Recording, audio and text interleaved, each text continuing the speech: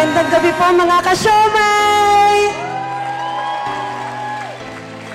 Nakakatuwang makita kayong lahat na pinaghandaang muli ang napakasayang okasyong ito. We control our fate. Destiny awaits. Good evening, ladies and gentlemen! Good evening, Master Siomay! Hello, Master Siomay! Kamusta po kayo? Tayo ulit ngayong gabi. Yes, mga kaibigan, isang magandang gabi po! SMS International Defense Center! This is the time we form the chorus. Left your voice for those before us. We can rely on one another.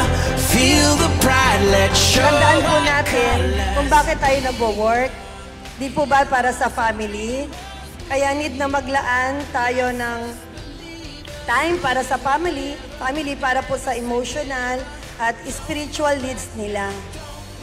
Pero alam niyo po ba na may mas importante po kaysa sa relationship natin sa ating family. Yun po yung relationship natin sa Diyos na nagbigay sa atin ng buhay at ng pamilya natin. So for now, let's enjoy the party at welcome po sa ating 24th company anniversary. Dreams that light the way.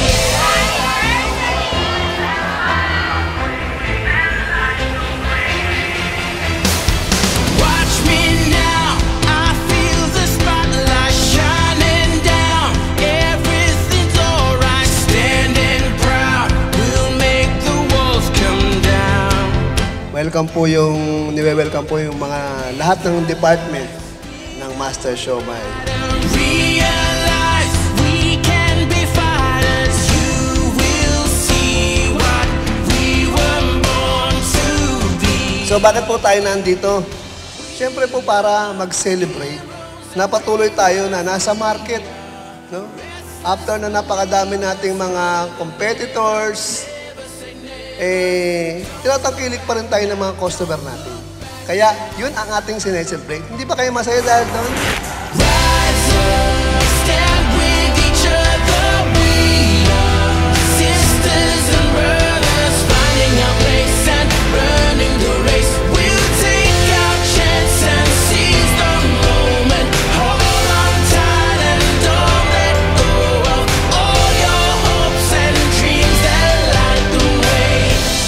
1999, nandun lang kami sa bakuran ng Shoson Residence sa Mehulo. Tapos naging Aaron Hall, naging Mary J. Kaya nakakagulat na nandito na tayo ngayon, hindi na tayo kasya sa hotel. Kaya hindi ba kayo natutuwa na lumaki ng ganito ang company dahil dumami ang ating customer? Sa lahat ng mga achievement po na ito at success, I thank my team. All the departments, I thank you.